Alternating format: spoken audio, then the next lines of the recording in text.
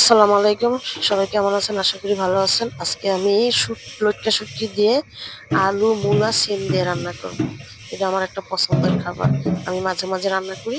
আজকেও রান্না করব, সেটাই আপনাদের সাথে শেয়ার করতেছি। আর রান্না করতে করতে কিছু কথা আপনাদের সাথে শেয়ার করব।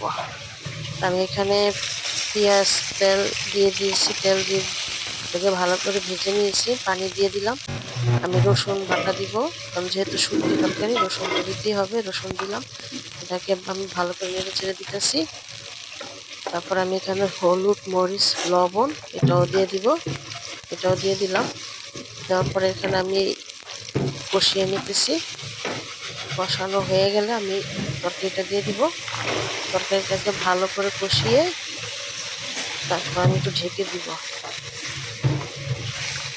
কষানো হয়ে গেলে আমি পানি দিব। ভালো কষানো, তারপর আমি পানি দিয়ে মাখা মাখা করে রান্না করি।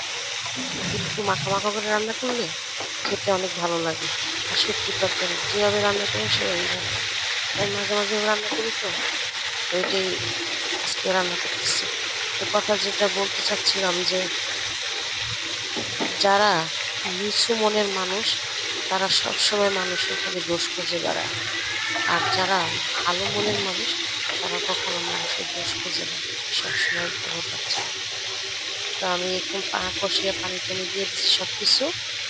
উপর দিয়ে কটা কাঁচামরিচও দিয়ে দিলাম। মাখা মাখা হয়ে গেলে নামিয়ে ফেলবো।